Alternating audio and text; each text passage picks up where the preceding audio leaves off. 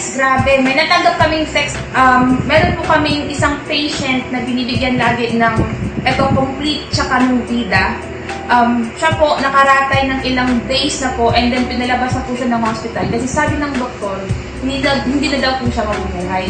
So, natanggap po namin yung text na yun. Sobrang grabe, ang sarap sa pakiramdam kasi alam mo yung parang ginawa kang instrument ni God para mabigyan ng another life yung isang bata. Grabe talaga, hindi ko talaga makapaniwala. So, nabigay ng complete tsaka ng vida. Ito po pala si Nanay and si Nona Joshua. Siya po yung sinasabi ko kanina na gumaling po sa product natin si Innovay. Nay, okay lang po ba? Pakikwento naman po sa amin kung ano po yung nangyari. Before po siya, paano po nag-umpisa yung sakit niya? Nag-umpisa yung May 31.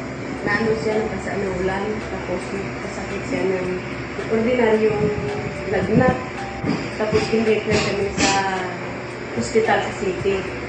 Pag-refer sa amin doon, sabi nila, ang meningitis daw ng mga laboratories, CT scan, 2 CT scan, ultrasound, x-ray, yung findings nila, hindi pa nila naalam na hindi lang ordinaryong meningitis, TB meningitis, kasi dinala pa daw doon sa Maynila, kasi parang nahirapan sila magkamot. Linagay kami sa ICU. Sinabi na sa amin ng mga doktor, mga July 15. Sabi nila, parang wala na daw lunas. Sabi nila, yung isa na lang na gawin nila, yung operahan sa utak. Sabi ko sa doktor kung ilang porsyento na mabuhay siya. Sabi ng mga doktor, walang kasiguraduhan na mabuhay. Kasi parang hindi na nila kaya yung lahat ng mga antibiotics nilagay na. Mga scrubin, mga mahal. Sabi ng asawa ko, huwag na lang butasan kasi kung anong ibigay sa amin ni God, tanggapin na lang namin. Buhay man kung ano siya. Sabi ng doktor, mapirma lang kami kung lalabas kami kasi hindi na gumaling, lumabas kami. Sabi namin, sige, mapirma ko. Tanggapin na lang namin kung anong bigay ni God kung mamatay, magpapalagay. Kasi wala na kami choice. So, nung mga ilang weeks po kayo sa hospital? 46 days. Sa 46 days wala talaga nangyari. Walang nangyari.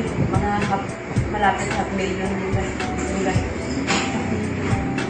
Tapos, nung nakalabas po kayo ng hospital, Paglabas namin ng hospital, saka si Ma'am Arlene.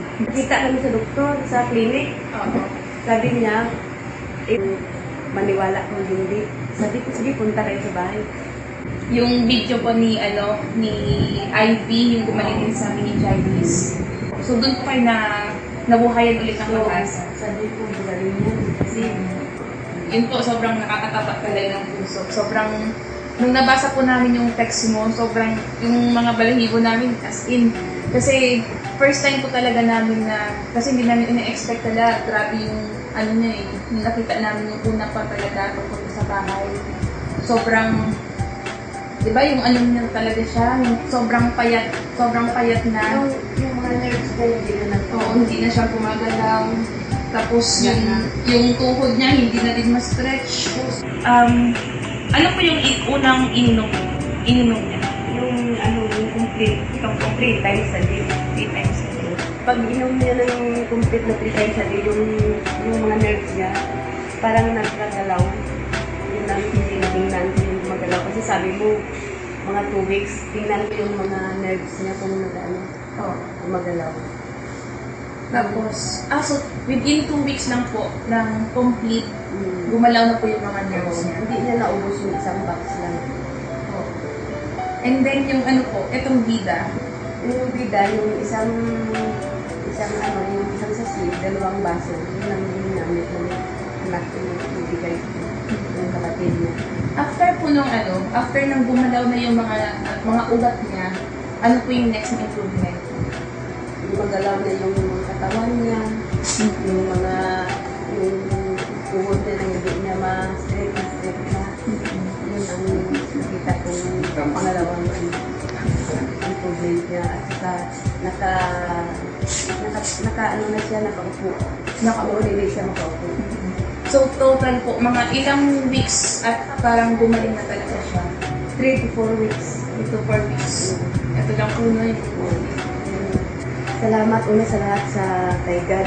Binigyan niya ng pangalawang buhay yung anak ko at saka sa instrumento niya ng mga nagpunta sa bahay, si Ma'am Angel, si Ma'am Arlene, at si Ma'am Girlie, at saka si Sir Edwin yan. Salamat sa kanila at sa Team Fit, sa Vida at sa mga Alliance, Team Global Alliance. Salamat sa lahat.